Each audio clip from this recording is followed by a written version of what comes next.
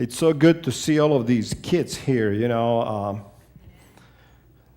I'm always amazed at how many kids we have in this church anymore. And I believe that it is our job and the purpose to put together the church that's going to serve the kids and the parents. They are the future of who we are. Today we are going to have an interesting event at the end of this sermon. The Spanish congregation is going to join us a little bit later, and they have had an evangelistic week this last week. They had a man come out from Colombia, I believe, and he preached for them, and they are getting ready to do 5 or 6 baptisms this morning, so they'll come and do that in a little bit. Did everybody get an outline, a sermon outline? If you did, this is what we are going to do for the next few minutes before they join us. And I am getting lots of echo here. Can you hear me okay? Okay, hopefully they will resolve that here in a minute before we start. Today we are going to talk about surrendering to God and overcoming evil that's going on in the world today. And we don't talk about it a lot because most people have their own lives to live, and we assume that everything in the world that happens just because. We don't see the underlying principles and the underlying powers behind everything that's going on in the world. When I look at my life, I realize that there are powers in my life that are trying to affect how I live. One of those powers is the power of God, right? Have you experienced this in your life where you know that God is tugging at your heart and God is trying to move you in one direction? And then all of a sudden, on the other hand, you're dealing with all of these temptations and issues and problems, and you realize that something else is pulling you in a different direction. You have experienced that, right? And it seems like it's always a battle. It seems like we are always having some kind of a fight in our personal lives. But this fight between good and evil is more than just a fight on a local level in my own life. It's happening on a world stage. It's underpinning all of the world events around us. And this is what I want to talk about today.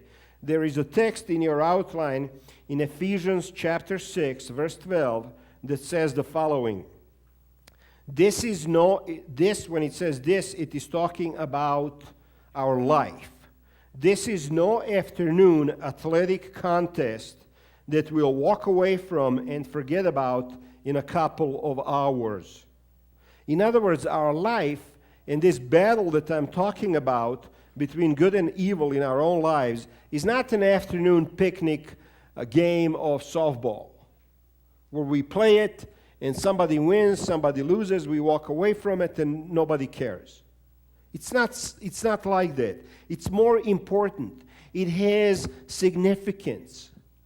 Your life matters. Your life is important.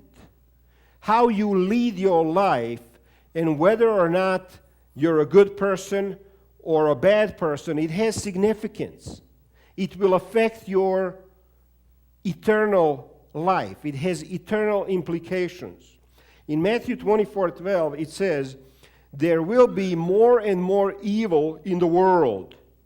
So most people will stop showing their love for each other. So, why we are here this morning is to assess and to evaluate our own life.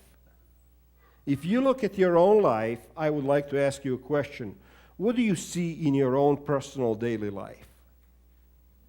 Do you see goodness and grace and God? Or do you see sin and bad things and even evil tendencies that lead us away from God and separate us from God? There's a question. Jesus said that the world is going to have more and more evil in it. And then the question this morning is, what is it that God wants us to do with evil? Not just in the world, but in our own personal lives. So, point number one is this. Don't deny it. Don't deny that it exists. When I hear these stories about somebody who had raped a child or somebody who had murdered somebody, sometimes people have a tendency to write it off to bad upbringing or to write it off to a bad neighborhood or write it off to something happened in this person's life when he was a little kid and now he grew up and he just murdered somebody. But you know what? There is more to it than that. There are powers that work against us human beings to get us to do bad things. Satan, the devil, the demons. This planet is full of them, and they are trying to get us to do things that are evil. So point number one, don't deny that this exists. Face it. Instead of denying it, face it. Some people deny it. That's number one reaction of most people in the world when they hear that something bad happened. For example, there was a genocide in Rwanda. 1 million people were killed in 100 days. How did we react to it here in this country? What did we do? We didn't do nothing. Some people even deny that, it's not as bad as it looks. But most people do what? They ignore it. They just ignore it. Have you ever watched TV late at night and you're flipping through channels and all of a sudden you come and there is this program where they are collecting money for poor children. And on the screen you see these kids and they are starving to death. All you see is skin and bone. You know what most people do when they are faced with that? Change the channel. Why? Because we don't want to face it. We don't want to face it. Number one, we do not want to feel the pain. But number two, we don't want to be responsible. Because if I look at it, I'm going to feel responsibility. I want to ask you another question. How many of you have ever seen people begging on the intersection? Seen that? What do most people do when you're driving and you see the stop sign or a stoplight and you see somebody over there begging for money? You know what most people do? They do not want to make an eye contact with that person who is begging. They don't want to make an eye contact with the beggar. Why? Do you know why? Because if you make an eye contact with if I make an eye contact with any one of you, what happens? I'm looking into your eyes, and I can see what's going on in your life. I can see if you're sad. I can see if you're happy. I can see if you're suffering. I can see if somebody hurts you. I can see all kinds of things, and you can see those things in my eyes. So most people, they come up to a beggar and they turn their eye away. They don't want to look in his eyes. Because if I look into your eyes, we are connecting with each other. We are connecting. If we are connecting, then all of a sudden I feel responsibility. And I feel that, okay, this person is suffering. I mean, I'm walking down the street the other day, going into a shopping mall, and there is a woman on the sidewalk crying. Most people are just walking by. They don't want to stop. They don't want to look into her eyes. They don't want to connect. And I just couldn't go by. I said, anything I can help with? Is everything okay? And do you know what happens next when you do that? You know what happened to me when I did that? I had to stop and change my schedule for the next half an hour to give her a ride wherever she needed to go. When you connect with another person, when you look into their eyes, then you have to change your schedule. Then you have to do something about it. Then you have to change your agenda.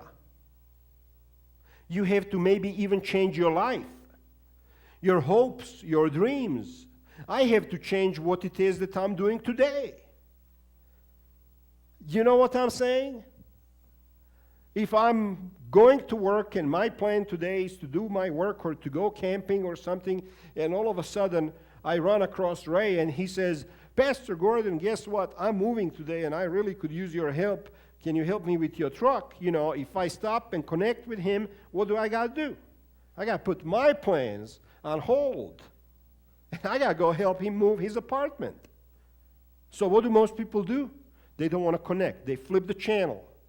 They don't want to look into your eyes. They bypass you. If they think you're needy or if you think they're needy, you just go around them. Don't want to deal with them. Why? Because it's inconvenience. It would be too uncomfortable. It would be too much. So instead, we choose apathy. And we say, okay, fine, it's happening. Evil things are happening in Rwanda. What can I do? Evil things are happening in this world. What can I do? Jack Tone said, apathy and evil, the two work hand in hand. They are the same, really. Evil wills it. Apathy allows it. Evil hates the innocent and the defenseless most of all. Apathy doesn't care as long as it is not personally inconvenienced. So, let them starve, let them kill, let them rape, let them enslave, let them sell drugs. I don't want to be inconvenienced. I don't want to get involved. James 4:17 says, anyone who knows the right thing to do but doesn't do it is sinning. You know it's the right thing to stop. You know it's the right thing to connect. You know it's the right thing to change your calendar so you can help somebody, but you don't do it, you are sinning. Einstein said, the world is a dangerous place, not because those who do evil, but because of those who look on and do nothing. So the world is not dangerous because somebody does evil. The world is dangerous because the rest of us, we look on and don't do anything about it. And for too long, churches have been this way. In Leviticus, there is an interesting story. In chapter 20, verse 4-5, God says, if the people of the land look the other way, as if nothing had happened, when a man gives his child to the god Molech, I will resolutely reject all who join him. And let me explain this verse. In the ancient times, there was a god Molech. And this god Molech was worshipped by ancient people, including the Hebrews. And this god Molech, what they would do is they would create a statue out of metal. And he would sit there in a chair, and his hands would be outstretched like this. And this metal statue was hollow on the inside. And they would come in from the back, it had an opening, and they would light a fire on the inside of this statue. And this statue, because it was metal, it would get red hot. And you know what they would do then? They would then bring in their children, babies, and sacrifice them. They would put them on these outstretched hands of this god, of this idol, and these hands, they were red hot. And they would put little kids on those hands and burn them to death. And the process was much more involved. The worship of this god, small g, involved all kinds of sexual acts. And God said to the Israelites, if somebody does this in your midst, and you look on and don't do nothing about it, I am going to hold you responsible. Now, I want to tell you something. God, Molech, is really not a god. It's a demon. When you look at the list of the names of the demons, Molech comes up. This world is occupied by Satan and by the demons. There are demons who have power and authority over territories.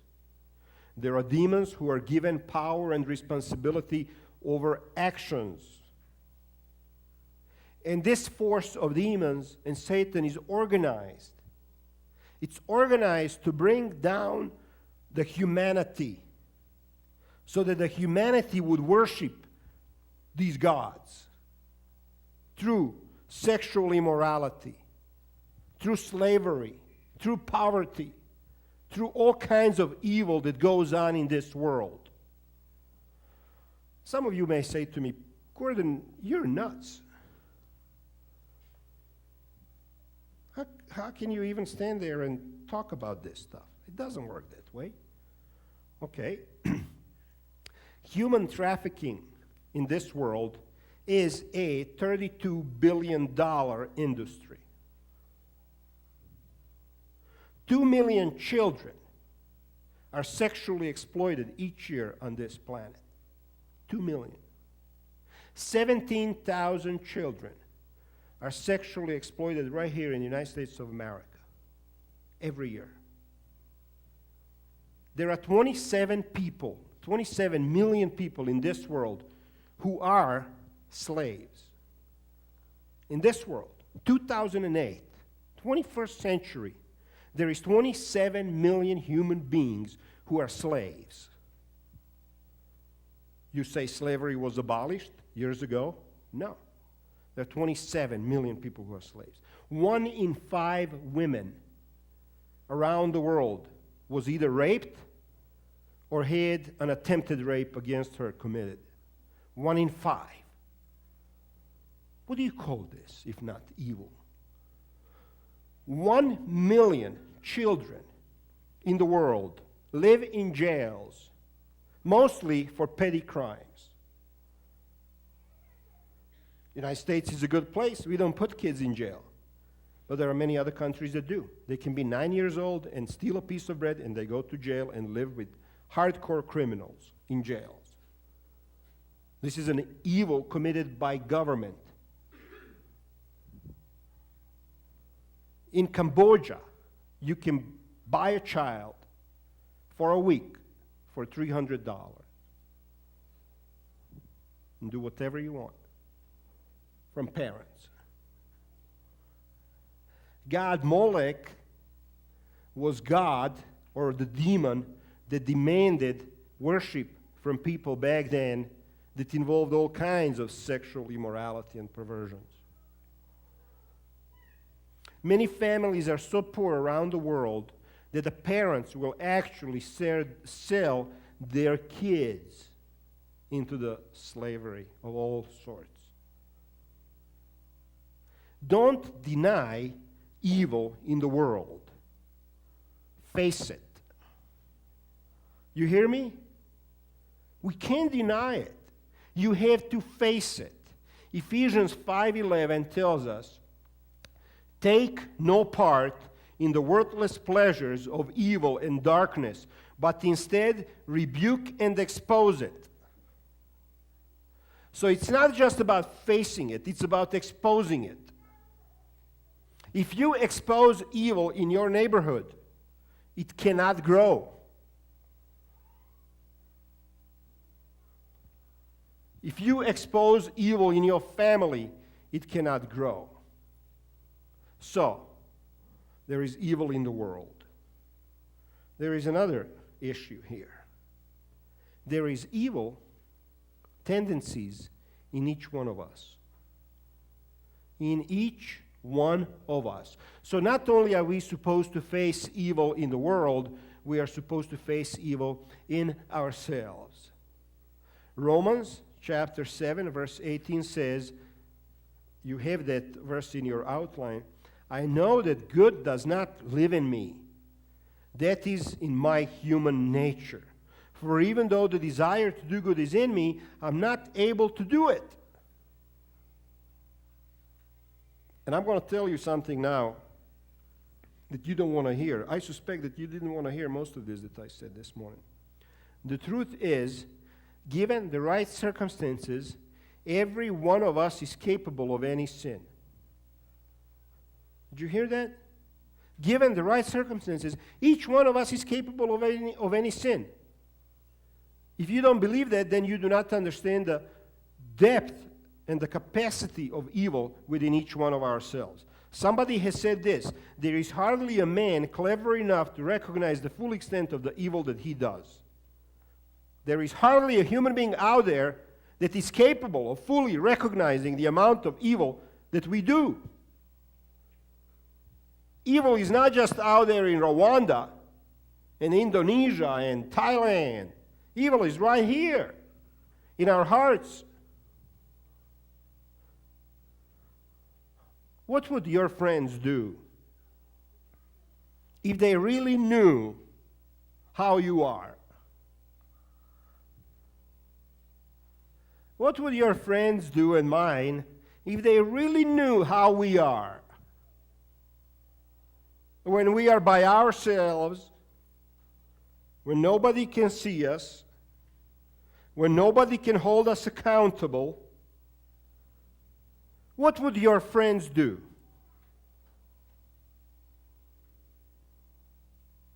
You know what? I think most of our friends, if they really knew us, would run away from us.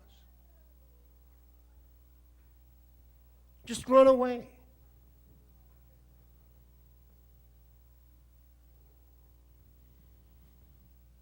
But you know what? God, He knows exactly how we are. He knows exactly how we are. When you think that nobody saw you, when you think that nobody will ever find out, when you did something and you were so ashamed of how you did it and why you did it, God saw it. And He knew it. And He was there. And He still loves you. He still loves you. Your friends may abandon you if they know how we are, how you are. They may run away, but God doesn't run away. He says, you know what? I know what you did, but I still love you. That's what God says. I still love you. You know, we are all in this same boat together. I'm not any better than you are. Just because I'm the pastor, I'm just a human being. And you're not any better than I am. We are all in the same boat. And once we recognize that we are all in the same boat, then God can work with us. In Proverbs 28:13, it says, people who cover over their sins will not prosper, but if they confess and forsake them, they will receive mercy. Do you need God's mercy?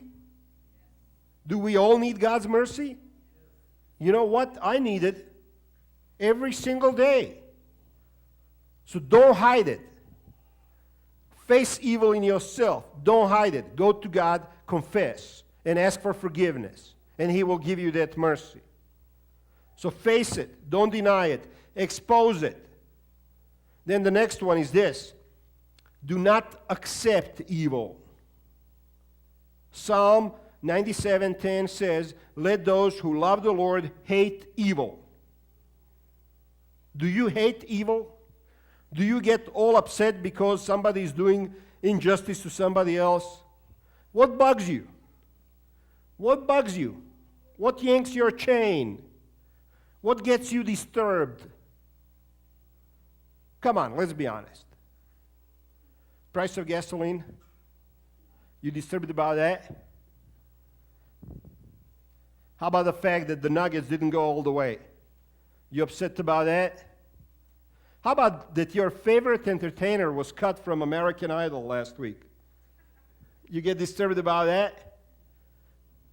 How about your weight? Are you disturbed about the fact that you have a few extra pounds? You know what I'm saying?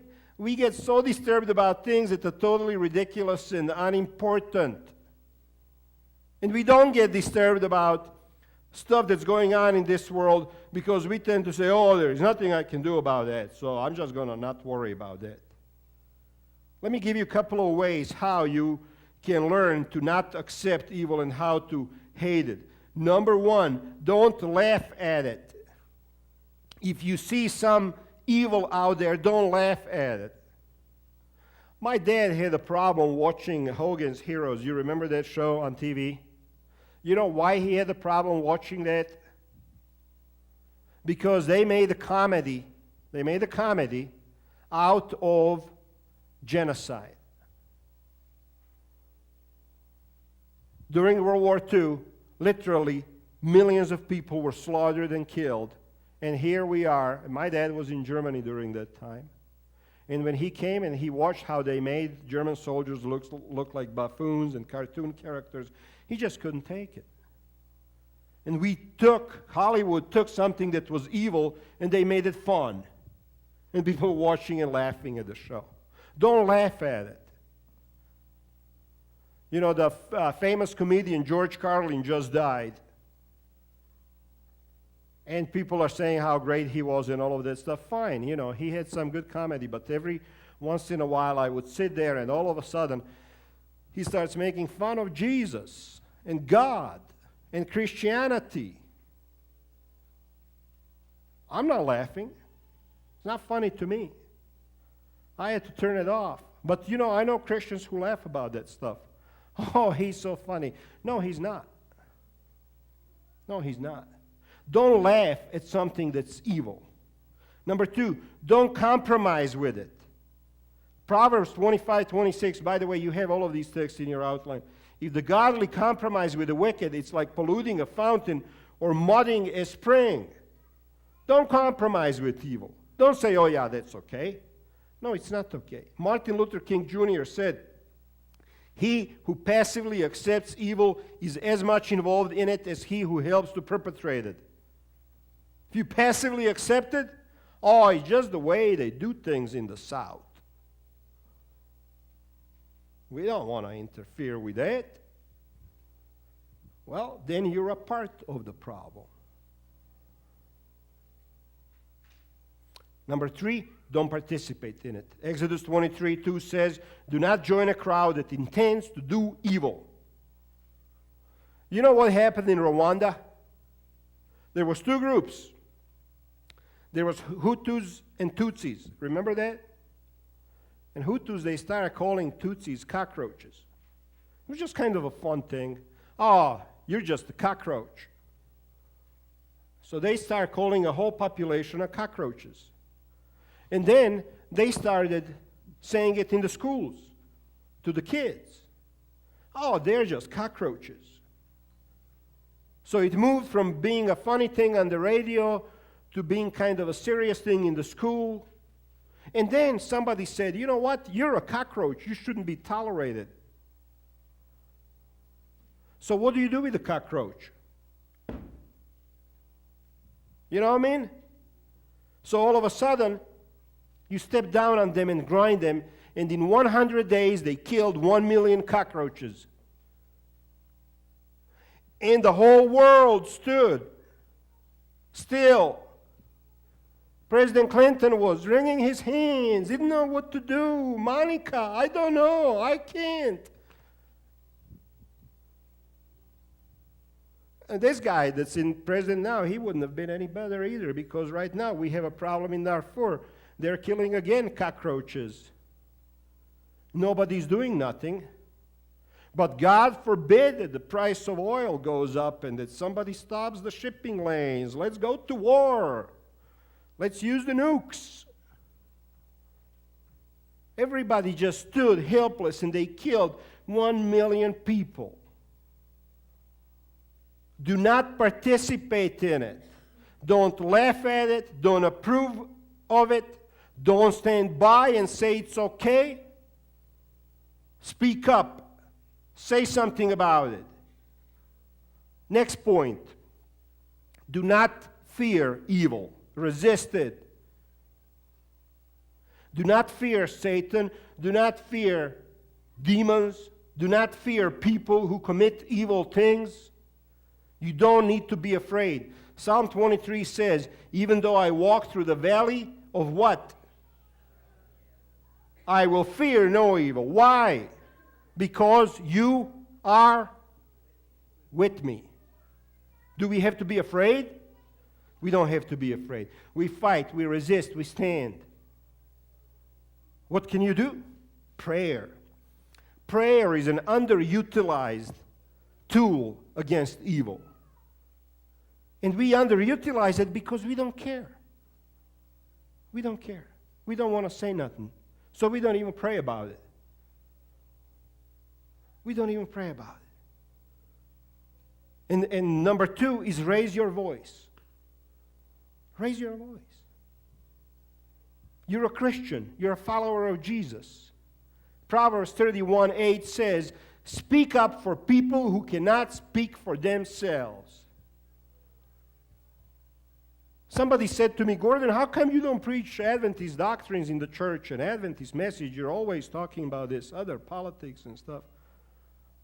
This is why. Speak up for people who cannot speak for themselves. Protect the rights of all who are helpless. That's the Adventist message. That's the Bible message. That's what God wants us to do. It's not just about, I am better than the Catholics over there, and I'm here, and they are there, and It's about what you do in this world that matters. It's about whether or not you speak up when somebody does evil. It's about whether or not you call the police when you know that your neighbor is yelling and screaming and beating up his wife and kids. And so many people are in their house and they don't know what to do. Call 911. So what? He's going to get angry at you. Big deal. Speak up. Do something. Last point. Do not return evil. Don't return it. Overcome it. How do you overcome evil? What do you overcome evil with? With Jesus. You overcome evil with good. Psalm 23 says, Romans 12:21 says, do not be overcome by evil, but overcome evil, not with retaliation, but with what? With good. Good and evil are not equal in force. You follow me? Good and evil are not the same. They don't have the same power. They're not equal in force. Good is always stronger than evil. Love is stronger than hate. Love is stronger than hate. Kindness is stronger than meanness and anger. And ultimately, goodness will win. You know that, right? 1 John 3:8 says, the Son of God came for this purpose, to destroy the devil's work. And Matthew 16:18 says, I will build my church, and the gates of hell shall not prevail against it. How is God going to overcome evil? Is he going to do it through the government? A government's going to stop all the evil in the world? We can see that governments don't care. Governments don't care. Exxon Valdez dumped all of that oil. 35,000 people lost their livelihood, not just for that year, but for the rest of their lives. They were sued for $2 billion. And finally, how long has it been? 20 years? Speedy justice in America, is that what somebody said? Everybody has the right to speedy justice. 20-some plus years later, the Supreme Government stepped in and they reduced the damages to $500 million. Exxon Valdez, Exxon company, oil company, they make $500 million. How long do you think it takes them to make $500 million in profit? Anybody? 4 or 5 hours. And they dragged it on for 20-some years not to pay it. Think government is going to be just? You think government is going to put a stop to all of this nonsense? It's not. You think business is going to do it? Democrats, they want to regulate everything. Republicans, they want to leave the business in power, so they regulate themselves. You think business is going to do it? Business is going to bring justice to this world? You think politicians are going to bring peace and justice to this world? How, last question, how is God going to bring an end to evil? Through what? I want to tell you this. I want you to hear this. I know this boy is cute, but you need to hear this. God is going to overcome evil in this world through His church. Through His church. That's what the purpose of church is. The church is the hope of the world. The church is the hope of the world. We are the consciousness of the world. If we don't speak up, if we don't say what's right and what's wrong, who else will? People who make money from evil? I want to conclude here. As our Spanish speaking brothers are coming in, I want to conclude here by telling you this. I think that most people, you and I, are living unfulfilled lives. We go to work, we come back from work, we do our things, and we don't have a purpose in life. I think we should stand up. I think we should stand up for the things that are right in this world. I think we should stand up for people who are suffering. I think we should stand up for people who cannot speak for themselves. And we have that opportunity to do that right here in our own city, right here in Arvada. I would like to ask you all to think about that. We are now going to have 4 or 5 people getting baptized. What are they doing? They're surrendering their life to Jesus. They're giving their life to God. They are saying, we do not want to follow the ways of the world, we want to follow the way of God. That's what they are saying. And to commit to that means more than just being a pew warmer. It means being a doer. If you would like to get involved with any of these things that I have talked about, talk to me after the church, and I'll be glad to set you up on the path of action rather than just sitting in the pews and being good Christians. God bless you. And let's see, are you guys almost ready? We'll give them a few minutes. Maybe we can play something over the speakers, a song or something, while these guys get ready to come up.